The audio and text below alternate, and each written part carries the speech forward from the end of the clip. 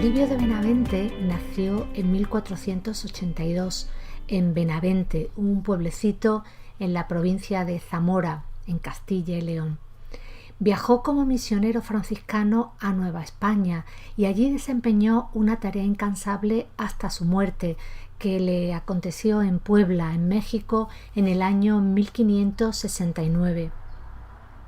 Fue uno de los muchos religiosos que afrontaron los peligros del mar y de una tierra absolutamente desconocida para llevar a cabo la tarea de la evangelización.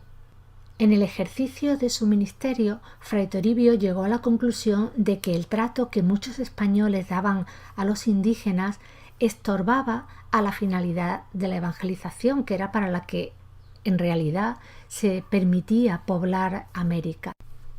Los religiosos en América van a ser un elemento entre la sociedad civil y el mundo indígena que muchas veces amortigua los choques que se van a dar entre ambos mundos.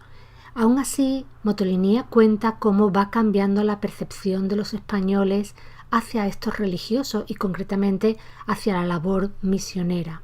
Tiempo hubo, dice Motolinía, que algunos españoles ni quisieran ver clérigo ni fraile por sus pueblos, mas días ha que muchos españoles procuran frailes y sus indios han hecho monasterios y los tienen en sus pueblos y los encomenderos proveen a los frailes de mantenimiento y vestuarios y ornamentos. La sociedad civil vio con frecuencia cuestionada su actuación por parte de los religiosos y estos se convierten a veces en elementos incómodos. Fray Toribio es uno de los cientos de misioneros que van en el siglo XVI a América para cumplir esa obligación de evangelizar, de extender la religión en el Nuevo Mundo. Siguiendo el espíritu franciscano, él se inserta en el mundo indígena, viviendo de su trabajo y de su esfuerzo. A los indígenas les llamó la atención esa humildad y sencillez y le pusieron el sobrenombre de Motolinía, una voz que significa pobrecito o desdichado en náhuatl. La etimología procede de mo y tolinía. Mo significa sé y tolinía pobre o afligir, es decir, el que es pobre o se aflige. Motolinía es autor de una obra que se llama Historia de los indios de la Nueva España, una crónica en la que recopila sus impresiones desde el viaje, desde su salida de España hasta la llegada a México. Es una obra interesantísima para ver el proceso de captación, cómo va comprendiendo el mundo americano y cómo va esforzándose por aprender y transmitir características de la cultura, de la vida y de la naturaleza de los indios. Capítulo 1. De cómo y cuándo partieron los primeros frailes que fueron en aquel viaje, y de las persecuciones y plagas que hubo en la Nueva España. Hirió Dios y castigó esta tierra y a los que en ella se hallaron, así naturales como extranjeros, con 10 plagas trabajosas. La primera fue de las viruelas, y comenzó de esta manera. Siendo capitán y gobernador Hernando Cortés, al tiempo que el capitán Pánfilo de Narváez desembarcó en esta tierra, la armada de Narváez llegó a principios de abril de 1520. Por supuesto, es anacrónico designar a Cortés con el título de gobernador, ya que el cargo no le fue conferido sino hasta el 15 de octubre de 1522, por real cédula de esa fecha. Cedulario Cortesiano número 2, página 33. En uno de sus navíos vino un negro herido de viruelas, la cual enfermedad nunca en esta tierra se había visto, y a esta sazón estaba esta Nueva España en extremo muy llena de gente.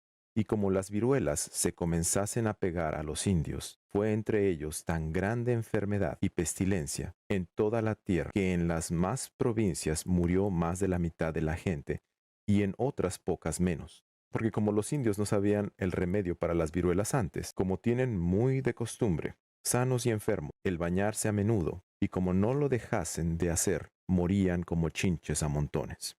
Murieron también muchos de hambre, porque como todos se enfermaron de golpe, no se podían curar los unos a los otros, ni había quien les diese pan ni otra cosa ninguna. Y en muchas partes aconteció morir todos los de una casa, y porque no podían enterrar tantos como morían para remediar el mal olor que salía de los cuerpos muertos, echábanles las casas encima, de manera que su casa era su sepultura. A esta enfermedad llamaron los indios la gran lepra, o izáhuatl, porque eran tantas las viruelas que se cubrían de tal manera que parecían leprosos. Y hoy día, en algunas personas que escaparon parecen bien por las señales, porque todos quedaron llenos de hoyos. Después de a 12 años vino un español herido de sarampión, y de él saltó a los indios. Y si no fuera por el mucho cuidado que hubo en no se bañasen, y en otros remedios, fuera otra tan gran plaga y pestilencia como la pasada. Y aun con todo esto murieron muchos. Llamaron también a este año la pequeña lepra, Tepitonzáhuatl. Esta enfermedad afligió a los indios en 1531-1532. La segunda plaga fue los muchos que murieron en la conquista de esta Nueva España, en especial sobre México, porque es de saber que cuando Cortés desembarcó en la costa de esta tierra, con el esfuerzo que siempre tuvo, y para poner ánimo a su gente, dio con los navíos todos que traía al través, y metióse la tierra adentro, y andadas 40 leguas entró en la tierra de Tlaxcalan, que es una de las mayores provincias de la tierra, y más llena de gente, y entrando en lo poblado de ella, aposentóse en unos templos del demonio en un lugarejo que se llamaba Tecoacacinco. Debe ser Zompancinco. Los españoles le llamaron la Torrecilla, porque está en un alto, y estando allí, tuvo 15 días de guerra con los indios que estaban a la redonda, que se llaman otomíes, que son gente baja como labradores. De estos se ayuntaban gran número, porque aquello es muy poblado. Los indios de más adentro hablan la misma lengua de México, y como los españoles peleasen valientemente con aquellos otomíes, sabido en Tlaxcalan salieron señores y principales y tomaron gran amistad con los españoles, y lleváronlos a Tlaxcalan, y diéronles grandes presentes y mantenimientos en abundancia, mostrándoles mucho amor. Y no contentos en Tlaxcalan, después que reposaron algunos días, tomaron el camino para México. El gran señor de México, que se llamaba Motecuzoma, recibiólos de paz, saliendo con gran majestad, acompañado de muchos señores principales, y dio muchas joyas y presentes al capitán don Hernando Cortés, y a todos sus compañeros hizo muy buen acogimiento. Y así anduvieron con su guarda y concierto, paseándose por México muchos días. De este relato, parece que los de Tlaxcala fueron ajenos a la resistencia que encontró Cortés antes de hacer las paces y alianza con ellos, y que la responsabilidad de los encuentros recaía exclusivamente en los otomíes vecinos de aquella ciudad. Al adoptar esta interpretación, Motolinía solo se hace eco del plan de los tlaxcaltecas para salvar su responsabilidad en caso de derrota. Gibson Tlaxcala, páginas 18 y 19. Es notable además el silencio que guarda el autor respecto al paso de los españoles por Cholula y a la célebre matanza que allí se llevó a cabo.